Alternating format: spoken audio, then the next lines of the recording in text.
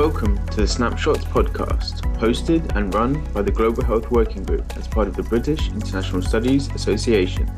This podcast gathers the personal insights and interests of global health practitioners through conversations with those at its cutting edge. My name is Christopher Long, co-convenor of the BAFTA Global Health Working Group, Leverhulme Early Career Fellow at the University of Sussex, and the host and production manager of this podcast. This episode, we are speaking with Sophie Harman, Professor of International Politics at Queen Mary University of London. Great. Well, thank you so much, Sophie, and welcome to the Snapshots podcast. Thanks so much. Pleasure to be here. Yeah, it's great to have you here. So to begin with then, how did you find yourself working in the area of global health? Because I needed a job, I think is the honest answer. So at the start of my career, I was really interested in HIV and AIDS and financing towards HIV and AIDS, which in the mid-2000s was at a huge high. So there was money coming in from the World Bank, the Global Fund to Fight AIDS, Tuberculosis and Malaria, the US government. And I was really interested in how that money was being used to change state societal relations and economies in East Africa predominantly. And so I'd done lots of work on this, and I thought I was a political economist. I mean, that was my background, was IPE. And then I went for a job interview and I was saying, I can teach global governance, I can teach political economy.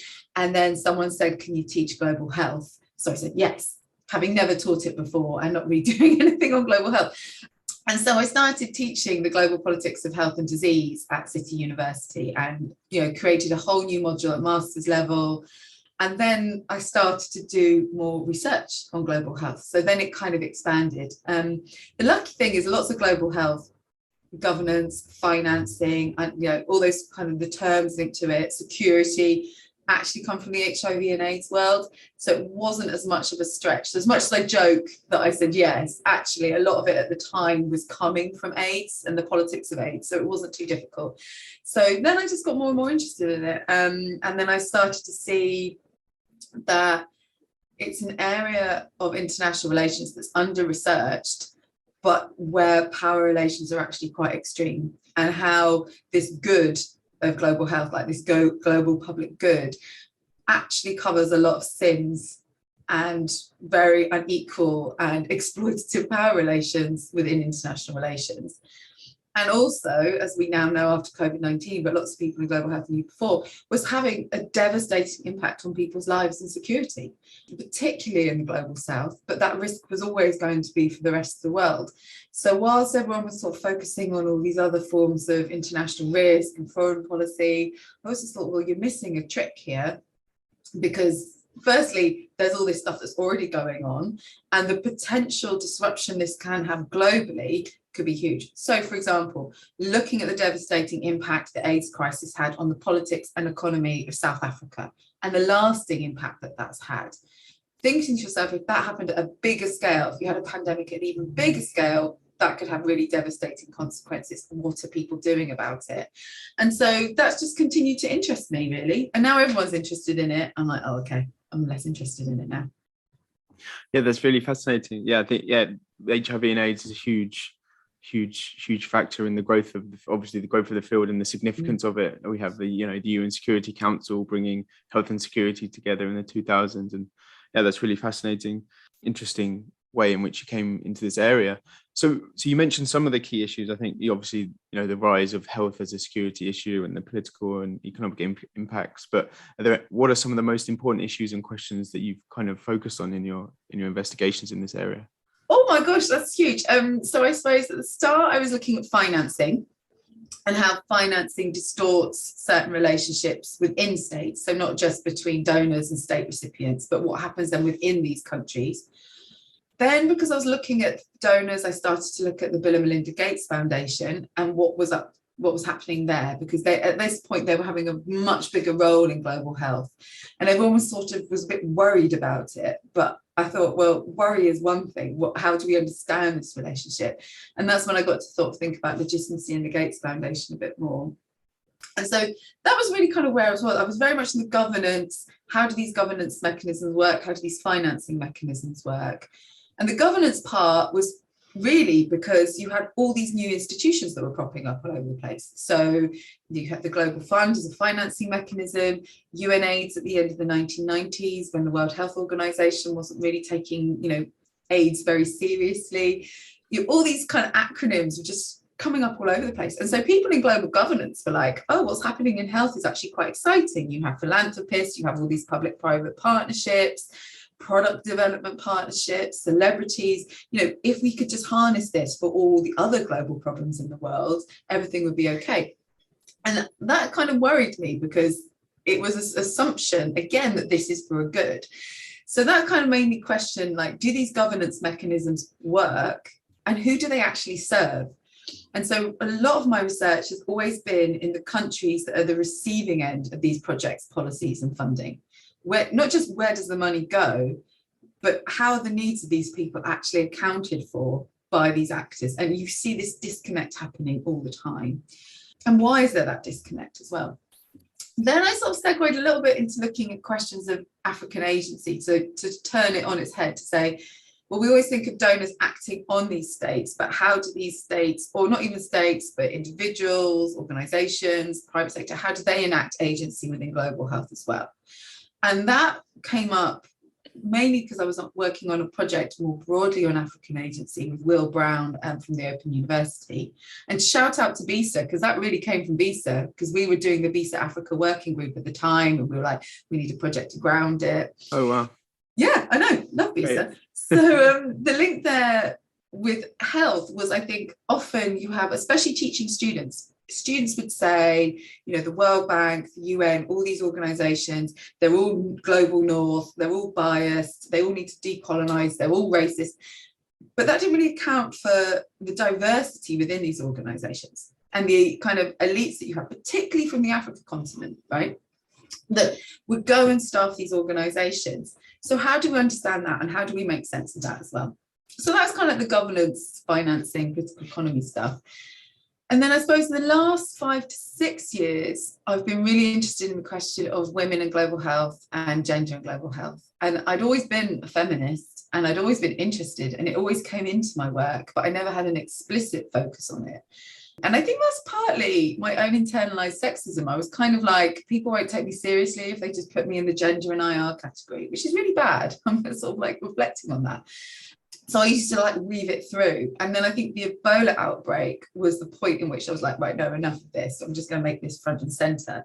Because the Ebola outbreak had such a devastating impact on women. So increase in domestic violence, which of course was now seen with COVID-19, increase in maternal mortality, all that kind of, the long-term impacts on girls being able to go to school. These consequences were never factored into, ever, when everyone plans how you respond to a pandemic. And that sort of made me think about it. The only thing they did factor into was, well, women will just pick up the slack. So when schools shut down, the women will just deal with it.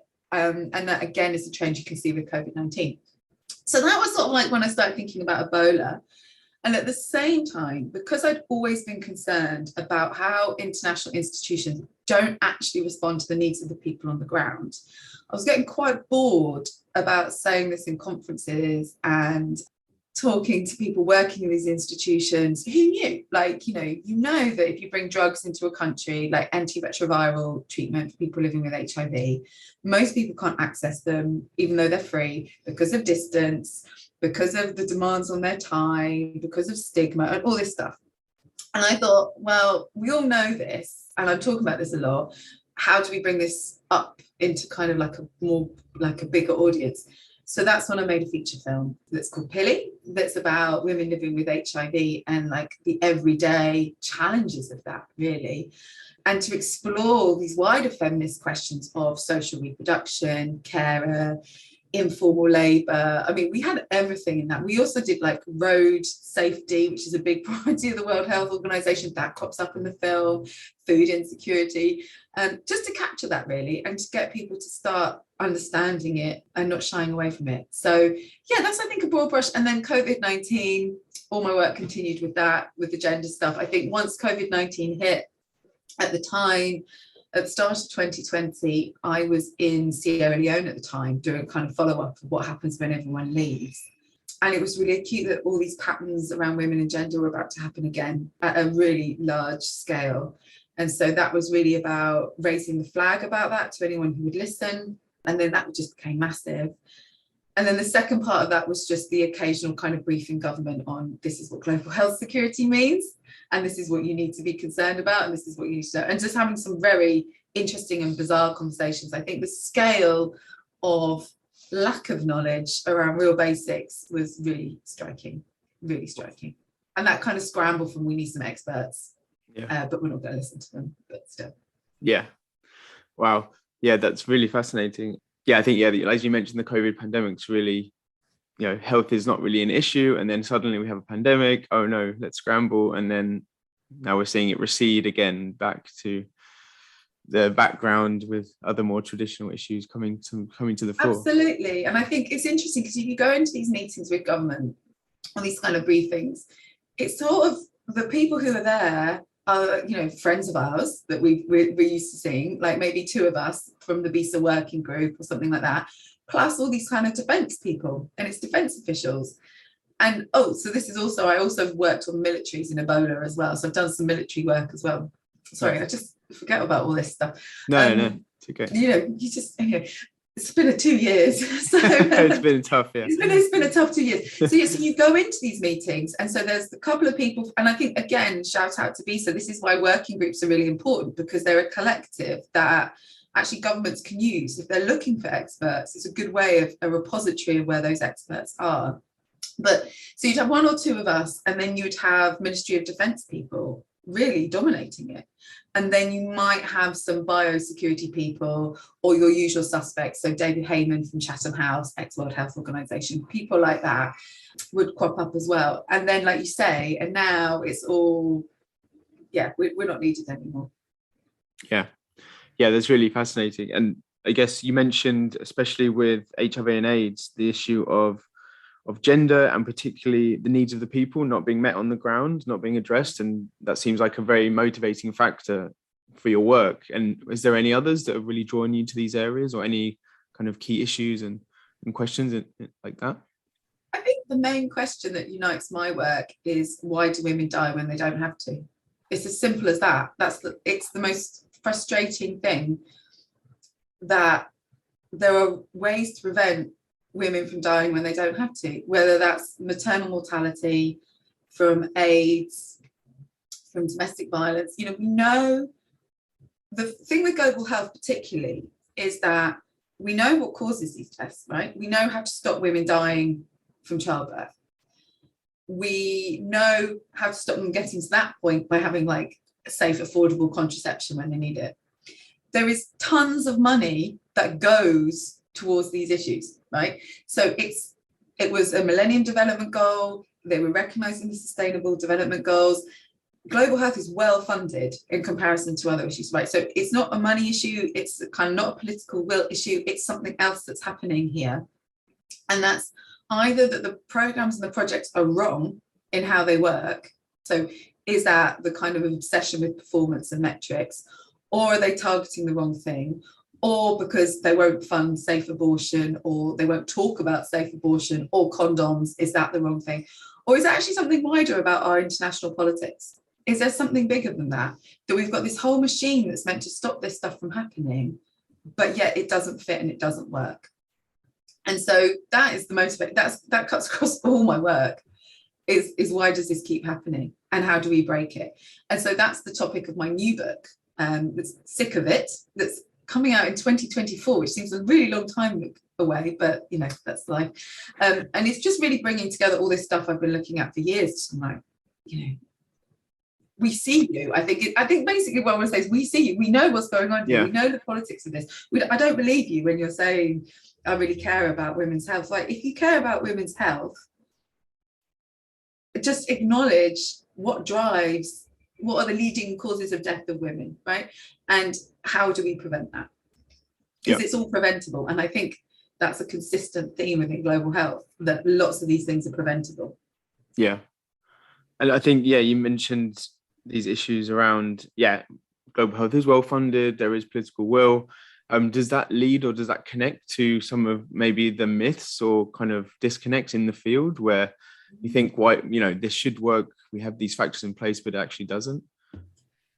That's a really interesting question, because I think this kind of connection with the myths, I think in the field, most people I talk to who work in clinics or whatever, they would acknowledge that either they don't know what the international priorities are because they're just firefighting right in the clinic, or they are not following or don't even know what global health is, right? They're just someone who's using a clinic because they're sick. So they don't know that there's this whole machinery. They don't know what's funding the clinic. They don't know why they can get AIDS drugs, but they can't be treated for like a basic accident or whatever that is. But I think what unites absolutely everybody who works in the health sector in a lower middle income country, and this cuts across HIV, maternal health, antimicrobial resistance, everything, is health systems. It's so basic and so infuriating that the way you deal with all these challenges is you build health systems, clinics, hospitals, staff them, materials. Like most people don't have, hemoglobin tests facilities or real basic things that you need. So you have millions that goes to really specific diseases or issues, and yet completely ignores the basics. And as I always say to my students, like, imagine building the UK health response, or the NHS around key issues. So say we all care about breast cancer, so we're just going to fund breast cancer. But if you trip over running like I did this morning and bash up your knees, you can't go to a doctor and get anything for that. But they'll give you everything if you have breast cancer. And that is how global health is financed. That's how it is run in these lower and middle income countries. And the trick is everybody knows. Everyone in the World Health Organization knows. Everyone who's working in the health sector knows. And it's just baffling. It's just baffling. I mean, it's not baffling because donors like to give money to things that they can track, and donors like to give money to things that they can link to security concerns. That's why you have so much money going to health and disease surveillance. So in a country like Sierra Leone, you can get money for disease surveillance and outbreak response, but you can't get money for just staffing basic maternal health clinics. Actually, you can. That's not strictly true because they get quite a lot of money for that. But you see what I'm saying? You can get it for these big kind of things, but the small, everyday, public health, universal health coverage stuff is completely wanting. Oh, yeah. Yeah, so this kind of this, I think we saw it with the AIDS pandemic as well, the exceptionalism, right, which drives the funding in certain contexts. I think obviously you've studied and worked in, and less for the just general systems and fundamental issues that have to be in place for general absolutely health. And I think AIDS exceptionalism is really important because you saw this money going to AIDS, and you saw the transformative effect it could have on people's lives when people started taking antiretroviral treatment and started engaging prevention practices. And that's been huge. I think there's two things there. Firstly, I don't know if there's been a real systematic assessment of how effective that's been. So recently I've got a real bee in my bonnet about orphans and vulnerable children. So when I was doing my PhD research in around 2005, lots of money was going to orphans and vulnerable children. So these are children orphaned because they lost a parent to HIV. Now, often they would be looked after by their extended family. Shout out to grandmothers. Grandmothers are very big in global health. But they might also be looked after by institutions. And I was suddenly thinking, what's happened to them? They feel like there's this generation that, they're now going to be teenagers, they're entering the early adulthood. Where are they? Who kept track on them? And are they okay? And I feel like, I'm not saying there's a scandal, I have no evidence, but there is a question there of what happens to them. But my point about the orphans is there's never been an assessment long term, like 15 years after, how did that money impact on AIDS? The other issue about AIDS exceptionalism is how some states actually use that money to try and strengthen their health systems, which was really savvy. So they're like, if we get money to buy build an AIDS clinic, we'll build an AIDS clinic, but everyone in the community knows that there's a doctor here, so if they need to come, we're not going to stop that from happening. Which means you can't properly record the amount of people that are coming for HIV services. So it distorts the sort of data you get about how effective the AIDS response is or who's actually using health systems. The other third consequence of this, sorry, I'm just on a rant now, is So if people can't see health professionals and you don't have good public health care, people will actually then refer to medicines or self-medicate, so either traditional healers, or they will go to their local pharmacy, which in countries where I work at, in such as Tanzania, for example, Dukala Dawas, which are pharmacists, are in every community. As rural as you get, there's always a Dukala Dawa. And if anyone has anything wrong with them, they go there and they get medicine. And this is a huge issue that's driving AMR in poor countries, that people don't need that medicine if they just had basic primary healthcare. And this, among other things that are driving AMR, are really problematic. And again, it's a basic solution. You can do all these highfalutin things around AMR, but unless you are addressing that root cause, which is health systems, nothing is going to change. Yeah, that's really fascinating. That's really interesting. And yeah, that kind of goes to the core of, I guess, what you've been studying and the funding cycles and prioritization that health is given, especially, for the global north and in relation to the global south. Has there been any big surprises from your understanding of the field as you've gone through? Any big kind of wow moments, or I didn't think that was the way things were? Oh, that's a really interesting question. Any wow moments? Or surprises? Or surprises? Oh, that's a really... I think COVID-19 wasn't a wow, and it was okay. COVID-19 was not a surprise, but I think the scale of how much states like the UK messed up was a wow, right? So it wasn't surprising that there was a pandemic of this scale, but it was wow. I think the wow is the basics. It's like the test and trace stuff. It's the contact tracing stuff, the failure to protect healthcare workers. So at the start of the pandemic, I kind of gave the government a bit of a break, because I was like, at the start of pandemics or the start of a health emergency, everything's crazy. No one really knows what's going on. No one knows how transmission works. You've got to try and stop panicking the population, but it's all crazy. But when I realised they weren't doing the really public health basics of track and trace, and they're like, no, we're just not going to bother, and getting equipment for your healthcare workers, I was like, what? That is stunning to me. So that was the kind of wow factor for me, of not doing the basics. And I think that is unforgivable. That's just unforgivable. The other stuff, you can kind of understand, but that bit was unforgivable. I think the other wow factor that came to me from COVID-19 was actually among international relations colleagues who tend, especially ones that are focused on human rights, who were on my Twitter feed shouting for lockdowns. And again, I completely understand, because it's really, really scary. But that kind of lack of engagement that had ever happened in the field of global health, people working on human rights and borders saying, look stuff down. And people working in global health have known for years that shutting borders can be really problematic for human rights, for access to healthcare, for the free flow of goods and services, that can actually inhibit reactions. So I think for me, I was like, oh my gosh, no one's actually read anything we've done. No one in international relations is engaged in anything. Because if you did, you would know that this border question is really, it's a sensitive one and it's a difficult one. So I think that was a kind of a wow factor. In terms of a big surprise, I mean, I don't think so. I think that was genuinely it. I think research in global health has always been extremely rich and interesting, and has always been, for me, more confirming a hunch that you probably would understand, right? So you'd be like, oh, okay, this doesn't surprise me. Your work in US investments in kind of the pharmaceutical sector, it's fascinating. And you connect with it and you're like, oh, I'm really pleased Chris is doing that work, because I can just cite it, just be like, here's the evidence. But yeah, surprise, perhaps not. Confirmation bias, maybe.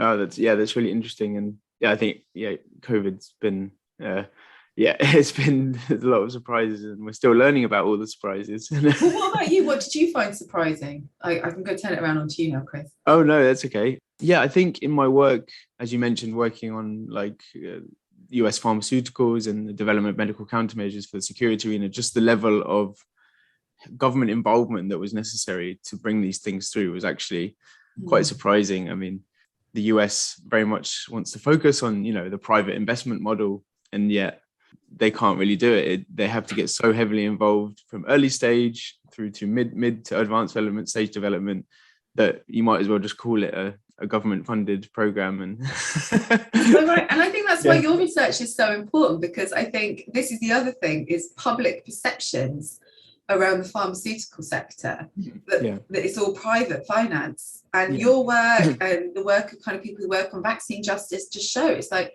no, this is basically a public program that makes money for the private sector. And I think people need to start, I think the general public perception is so entrenched that this is, you know, it's private money and private money needs to be recouped. It's just, it's huge. Yeah, that's fascinating. So I guess, have you found any theories very powerful or interesting in your work as have you kind of gone along and in your experience? I found them annoying. So when so that's not fair. So when securitization theory went crazy in global health, there was a lot of master's dissertations, PhDs that were just like securitization everything. And that's not to criticize the quality of this work. It was good, but just everyone just went security crazy. I think Stefan Elver's work on medicalization of security has been really interesting. And obviously that draws on Ivan Illich's work and medicalized societies. Anyway, so it kind of is part of that sociology. I think that's always been really useful, especially when you see what's happening now with the medicalization of security responses. What I think is particularly, I mean, because you can then take that further. So for me, for example, having a vaccine is like having an independent nuclear deterrent. If you have the access to a vaccine, then that's what's securing you these days. If you have that capacity within your country to develop vaccines and develop these kind of, as you say, medical countermeasures, you are hugely powerful in the world in a way that you used to be, you know, that would be associated with independent and nuclear deterrence, which I think is an interesting kind of contrast. I also think I love Lindsay McGarry's work on strategic ignorance. I think that's really helpful in global health, in pandemics, and also health governance more widely, and she's always doing interesting stuff. So that's been really great. And I think less theory, but you know what, if you just want to read some like real detailed people who know their stuff, I mean, Sarah Davies, there's a reason why I work with Sarah Davies from Griffith University. Her knowledge of global health is encyclopedic. Like there is nothing that woman doesn't know. And I often think that, I mean, she does it deliberately, but I think she needs more praise and recognition, and everyone needs to involve her in all their projects, which everyone already does actually. So I don't know why I'm saying that. She's a busy woman. But if you want someone who, oh my gosh, she's like so impressive. Like she's one of those people, when you work with her, I just come with these sort of like ideas and thinking, and then she has like a detailed breakdown of everything. Like, yeah, I didn't know that. I'm just going to pretend I did. So so theories, I think medicalization of security, strategic ignorance, and then generally, I think everything Sarah does is great. Great. Yeah, fascinating. And looking forward then, what are some of the most kind of interesting, exciting and high priority issues in your field and in your work? So I think coming up is obviously everyone's going to get very excited about antimicrobial resistance. Everyone's going to get excited about vaccine development within countries for the reasons I said. That's what I'm going to start looking at, start thinking about vaccines a bit more. Yeah, and I think, to be honest, you could get interested in all the kind of pandemic preparedness plans, what's happening now with the new pandemic treaty. Personally, I find that quite boring. It's not interesting. Everyone else has moved on. That's just something that's happening within the World Health Organization. It's just diplomacy, really, where states have to look like they're busy and they're coming up with this, you know, treaty of international law. I'm not saying it's irrelevant, but to me, it's not, personally, I find it not interesting, because it's interesting if you listen to like podcasts where you have all the scientists involved with the vaccines and things like that, and these kind of medical countermeasures, they're not thinking about stuff like that. They're thinking about how they get governments to invest in what they're doing, and how they kind of like the future of that. That's right. That's where they're seeing the trajectory. So I'm like, follow them, follow what the scientists are concerned about, because that is actually where the politics is. This whole like international stage stuff, yeah, whatever. But actually, if you start to think about what scientists and pharmaceutical companies are up to, you can see where the power relations are headed. And so that, to me, is what's kind of interesting. But I think I need a little bit of a break from global health. When everyone talks about global health, it's quite invasive of your life. So I need to go to some conferences and listen to other people talking about other things, but then COVID always comes into it and you're like, oh, yeah. That's so fascinating. And I think that point about follow the scientists and the farmer, and to see where the next big moves are being made in the area of global health is really interesting. Well, thank you, Sophie, so much for taking part in the Snapshots podcast. My absolute pleasure. Great, thank you. No worries. Thank you for joining us for this episode of the Snapshots podcast. Please see the show notes for more information on our guest.